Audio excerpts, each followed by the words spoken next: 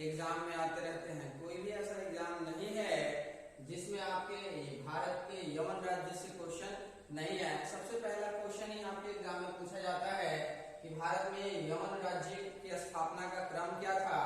तो भारत में सबसे पहले हिंद यूनानी है। भारत में सबसे पहले कौन है? हिंद यूनानी है। उसके बाद शक है, उसके बाद पल्लव है, उसके बाद कुषाण है। ये हमेशा मैच करने के लिए दे देता है कि भारत में सबसे पहले कौन है, उसके बाद कौन है, उसके बाद कौन है। तो इस तरह से याद रखेंगे।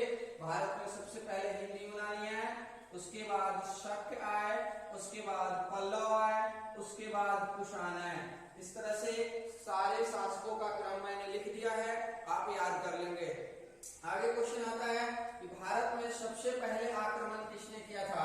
यानी भारत पर सबसे पहला आक्रमण डेमेट्रियस ने किया था। क्वेश्चन हमेशा एग्जाम में आता है कि भारत पर सबसे पहला आक्रमण किसने किया था। तो डेमेट्रियस प्रथम ने किया था।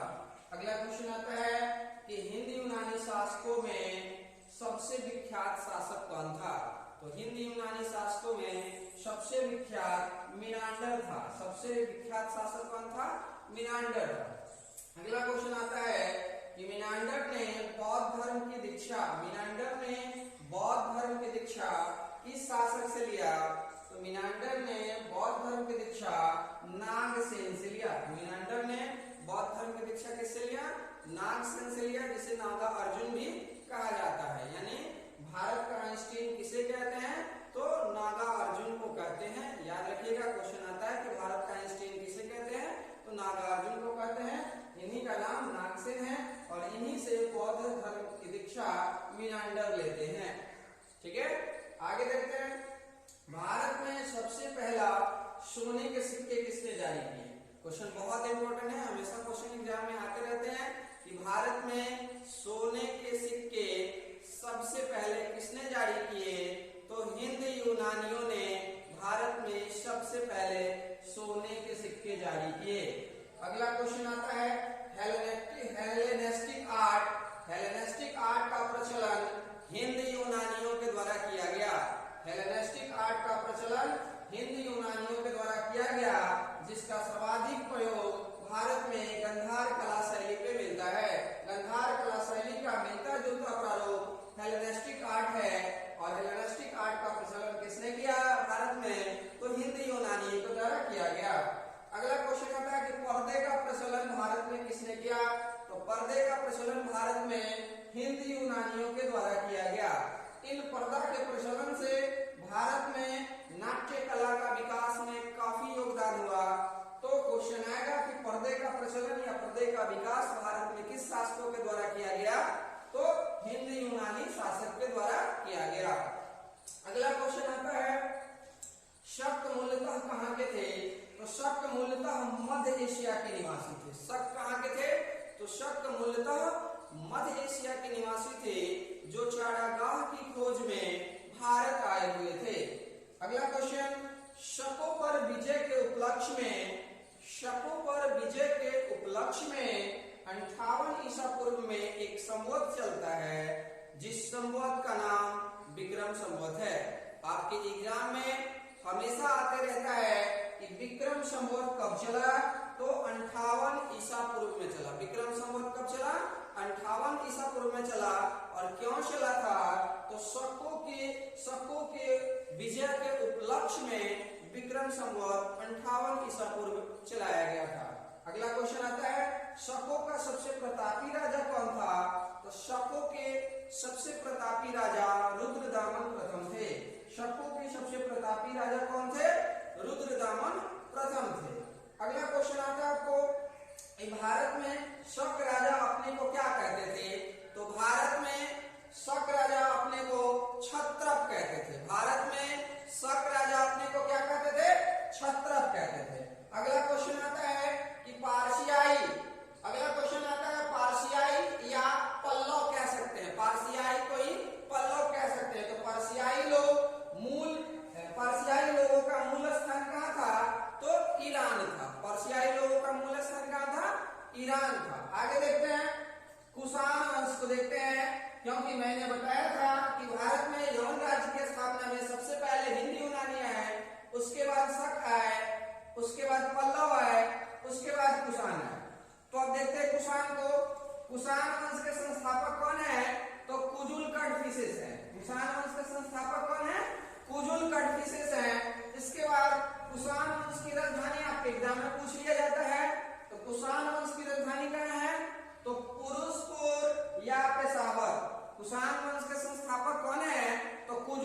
विशेष है। और कुषाण वंश की राजधानी कहाँ थी? पुरुषपुर या पेशावर थी। अगला क्वेश्चन आता है आपके एग्जाम में कि कुषाण वंश की द्वितीय राजधानी कहाँ थी? तो कुषाण वंश की द्वितीय राजधानी मथुरा में थी। कुषाण वंश की द्वितीय राजधानी कहाँ थी? मथुरा में थी। अगला क्वेश्चन आता है कि शक संवत कब चला? यहाँ पे मैंने बताया आपको विक्रम संवत कब चला, तो 58 ईसा पूर्व में। शक संवत कब चला? तो 78 ईस्वी में चला था। शक संवत कब चला था? 78 ईस्वी में चला था। ये कनिष्क के शासनकाल में चला था। अगला क्वेश्चन आता है कि कनिष्क बौद्ध धर्म के किस शाखा से संबंधित थे? तो कनिष्क बौद्ध धर्म के महायान संप्रदाय यानी महायान शाखा से संबंधित थे। कनिष्क के ही शासनकाल में चतुर्थ बौद्ध संगीति लगी थी। कनिष्क के ही शासनकाल में चतुर्थ बौद्ध संगीति कुंडलवन कश्मीर में लगी थी। अगला क्वेश्चन देखते हैं, कनिष्क का राजवैद्य कौन था? हमेशा एग्जाम में आता है। तो कनिष्क का राजवैद्य कौन था? तो कनिष्क का राजवैद्य आयुर्वेदाचार्य चरक थे। आयुर्वेदाचार्य चरक थे। कनिष्क के राजवैद्य कौन है? तो आयुर्वेदाचार्य चरक हैं। और इन्होंने चरक संहिता की रचना की। क्वेश्चन आता है कि चरक संहिता पुस्तक के लेखक कौन है? तो चरक है। और चरक किसके दरबार में रहते थे? तो राजा कनिष्क के दरबार में रहते थे। तो याद रहेगा आपको कि कनिष्क का राजवैद्य कौन थे? तो आयुर्वेदाचार्य चरक थे। और चरक ने कौन सी पुस्तक लिखी? तो चरक संहिता पुस्तक लिखी। अगला क्वेश्चन आता है कि कनिष्क का राज कवि कौन था? कनिष्क के दरबार में राज्य कवि कौन थे? क्योंकि हर राजा के दरबार में राज्य कवि हुआ करते हैं। तो यहाँ भी कनिष्क के राज दरबार में राज्य कवि कौन होंगे? तो अश्वघोष होंगे। कनिष्क के राज दरबार में कौन थे?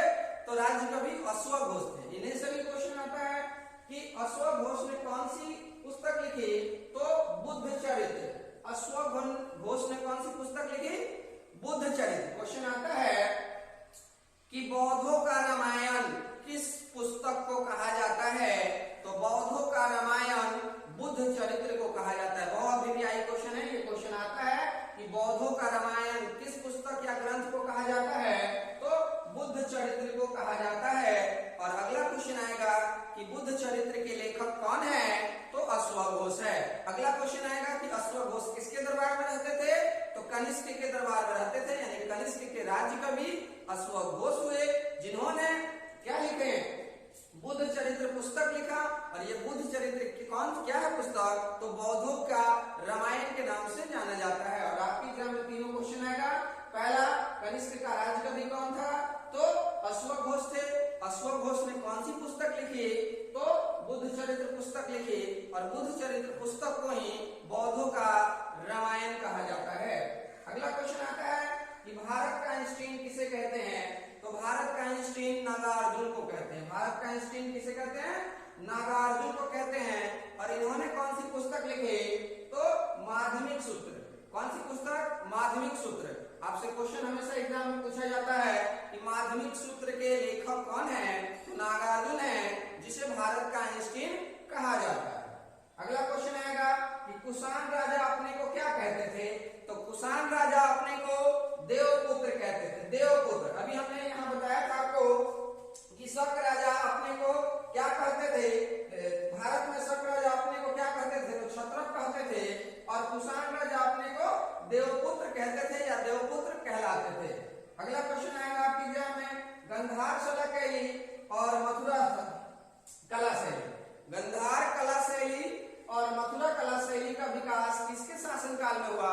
तो गंधार कला शैली और मथुरा कला शैली का विकास कनिष्क के शासनकाल में, यानी कह सकते हैं कि कुषाण वंश के समय में ये दोनों कला का विकास हुआ था। अगला क्वेश्चन आएगा, रेशम मार्ग या सिल्क मार्ग पर नियंत्रण किस शासक ने किया था? तो कनिष्क ने किया था, यानी कुषाण वंशीय शासकों के द्वारा सिल्क मार्ग पे किया गया था। लेकिन कुषाण वंश के शासक का नाम नहीं दे तो आप डायरेक्ट कुषाण वंशीय शासक ऑप्शन में ना देके नाम डायरेक्ट राजा का दे तो किसको बनाएंगे? कनिष्क को बनाएंगे। अगला, रेशम बनाने का तकनीक सबसे पहले कहाँ विकसित हुआ, कहाँ डेवलप हुआ? तो रेशम बनाने का चीन में विकसित हुआ। तो इस तरह से आज मैंने आपके लिए भारत के यवन राज्य का विवरण लेके आया, जो कि आपके एग्जाम के ख्याल से बहुत ही इंपॉर्टेंट है और यहाँ से एग्जाम में आते रहता है। सबसे पहले हिंद यूनानी है, शक है, पल्लो है और कुषाण है। आप लोग वीडियो देखते हैं और देखने के बाद ज्यादा से ज्यादा शेयर करें और अपने मित्रों के बीच भी शेयर करें ताकि वो भी पढ़े। आप अकेले पढ़ने की कोशिश ना करें, बाकी बच्चों को भी पढ़ाने का कोशिश करें। धन्यवाद।